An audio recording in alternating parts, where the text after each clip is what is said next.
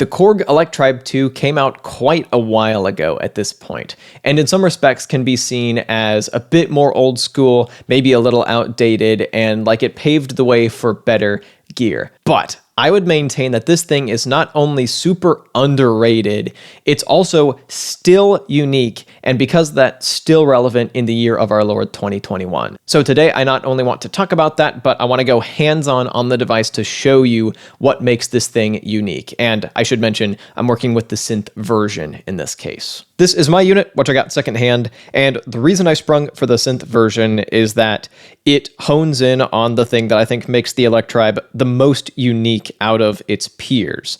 It has what I would consider to be the minimum viable subtractive synthesis engine on a budget groovebox. A lot of other budget grooveboxes that I have do have super in-depth synth engines, but you have to tweak them using external editors, and you have limited control of parameters on the synth itself. And you can't really design sounds completely from scratch on something like a Roland MC101 or Novation circuit without connecting it to a computer. That is not the case here. You've got a bunch of built-in waveforms, saws, pulses, a lot of fairly standard stuff, aspects of them that you can tweak and cycle through, and aspects that are even good for some bass design, for instance, some ring stuff, some stuff that can get pretty harsh, which is a lot of fun. And you've also got a ton of kind of more sampled stuff in here. Some of it's pretty janky. Some of it's actually quite usable, though, and I'll get back into that in a second, because there is a major caveat to how this thing handles samples. But going back to saw, just for a basic waveform, you've got a whole lot more than just oscillators to choose from. Like I mentioned, you can control the edit here and the filter. And one thing that sets this apart, even from the sampler, is that you have multiple different filter types to work with that you can cycle through. Get some resonance going here. And some of these can scream quite a bit. And you can see how the different filters affect the sound. Let me go back to the normal one. High pass. Bandpass. And on the sampler version, you have the benefit of pretty much anything serving as an oscillator, but then the drawback is you have much more limited choice in terms of filters. So let me go back to the low pass and get the envelope involved here. And I can turn on the amp, controlling that as well.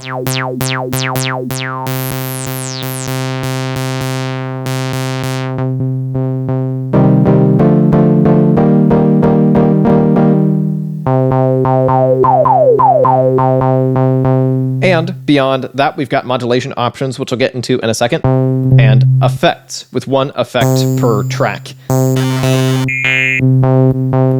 There's a bunch of stuff in here. The ones I use the most frequently are distortion. This can get fairly intense. I'll show you that on a better patch overdrive.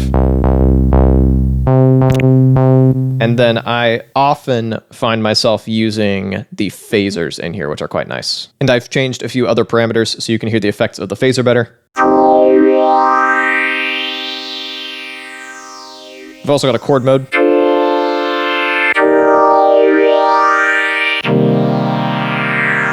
Here's the other phaser. And there's no proper sidechain, but there is a pumping effect, which just does a 4-on-the-floor pattern. Great for more straight-ahead dance music. There's also stuff that can get a little more intense, like the ring delay, which is fun for some more kind of out-there sound design. And I haven't even gotten into the modulation yet, so I pulled up an initialized patch. So there are a couple ways that you can deal with the modulation. First of all, you can have it assigned to the same envelope that controls the filter. So let me turn up the depth here. So this is set to pitch. And you've got some control over how that functions. Or you can send it to something like the oscillator, so you can cycle through it, which I use all the time. And you can send it to an LFO. And there are a few different LFO shapes. I also send stuff to the effects all the time. But let me show you the LFO stuff. So I got a triangle, saw, square, and even stuff like random. So I've got random pan on right now. And you can take effects like this pretty far once you start combining all the different parameters. It's not crazy in depth, and you'll probably find yourself hitting some limitations where you're wishing you had another oscillator or another LFO to work with, for instance, or maybe even another effect.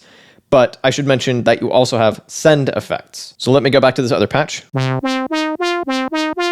Equip the master effects, and I can choose my type here. And so stuff just gets sent to this. Some of them, see, this one's a little bit better, because that other one's a bit metallic for my liking. So that, not so much. These do tend to be a little bit hit or miss, but are really nice to have. So this does allow you to stack effects somewhat. You can choose the position here on the Chaos Pad. Even so, you might find yourself somewhat limited because, like I said, it's not incredibly deep, but because you've got so many oscillators to deal with and some decent modulation options, you can get quite a bit out of this thing. And if you lean into its more kind of dusty sound, I think it can sound really nice. So before I go any further, here are a few examples of songs I've made with this thing.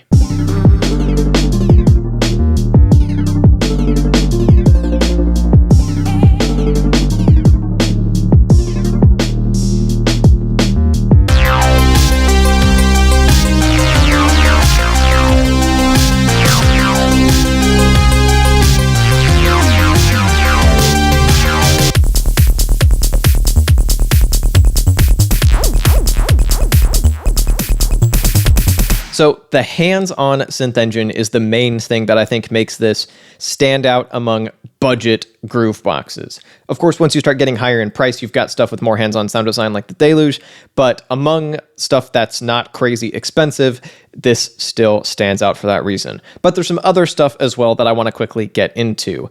Little features and quality of life things that were a little bit ahead of their time. For instance, this is a little detail, but something that I can't believe other groove boxes haven't implemented. And you also have this in the OP1, where if you hit record, it'll be ready to record the second that you hit a note. So I've got a kick in here just doing 4 on the floor.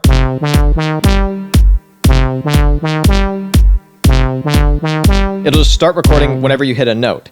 That way your first note is never mixed. You don't have to do any weird like hand gymnastics with one hand on the play button or anything like that.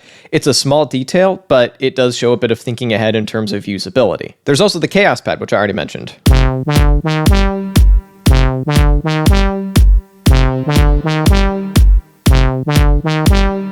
And you can use that to control master effects.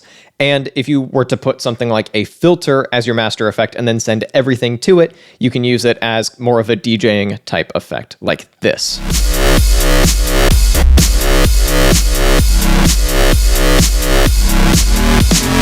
The Electribe also has the ability to export individual tracks as WAV files, which those of you who watch the channel will know I love. I love a hybrid workflow where I spend 90% of my time on a self-contained device, just coming up with song ideas, and then the other 10 to 20%, depending on the song, consists of cleaning those tracks up in post, doing some proper mixing and mastering, and a bit of arrangement. The unfortunate thing is that you can't record a performance multitrack directly on this thing. You still need to record the outputs to do a full performance. But if you have a fairly satisfying loop going that you would like to flesh out into a full track, you can export all the individual tracks as WAV files directly onto the SD card and then bring those into your computer. There are other budget groove boxes that can do this. The MC101 is the prime example, but it's rarer than you might think, and stuff like the Circuit still hasn't caught up to that, which is really unfortunate.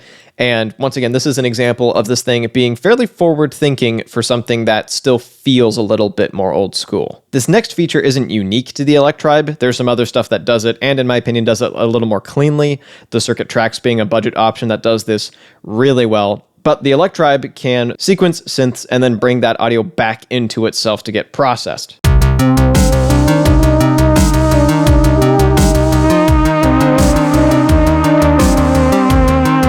So I just turned on the effects for the track that I've got this routed to, which in this case is a distortion because it's fairly obvious. And you should be able to sequence synths with the Electribe as well. I'm not convinced that the MIDI out on my unit isn't broken, so I've tried multiple cables that I know for an absolute fact work, and I couldn't get it to work with multiple different synths. But that is a thing that this unit in general can do.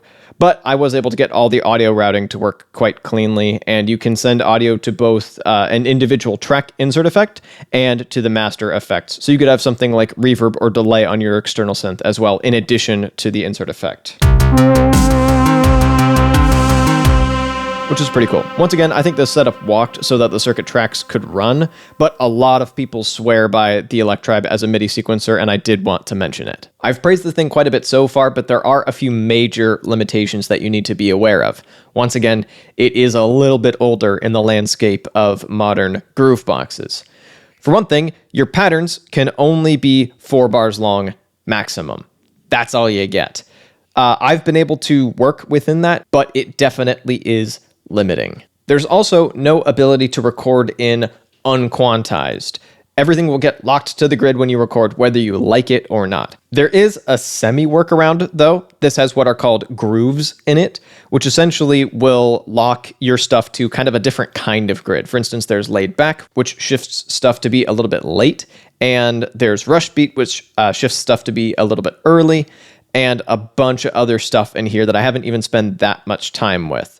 So you will be able to get more human feeling out of your beats than just locked to a 16-step grid, but you are still somewhat limited. You can't play stuff in directly unquantized. Another major limitation is the fact that you cannot load your own samples into this thing. And trust me, I've looked for a way to do that. I've seen some stuff floating around on the internet about a hack to kind of convert this to an Electribe sampler, but I've seen instances of that either not working or being unreliable. So I definitely wouldn't expect to be able to do that. It might be janky at best or impossible at worst. The drum samples and waveforms and instrument one-shots loaded into this thing are pretty good, and you can typically use effects to shape stuff to your specifications, but a lot of people are going to feel pretty limited by that. And finally, while the Electribe does have super solid feeling build quality, this thing feels like a tank.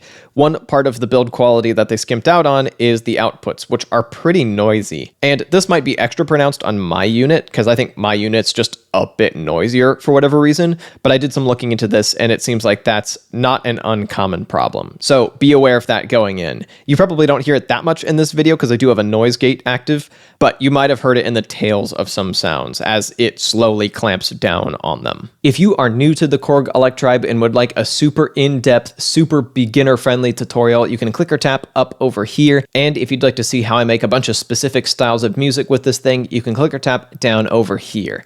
Thank you so much for watching, and I'll be back with a new video in a little bit.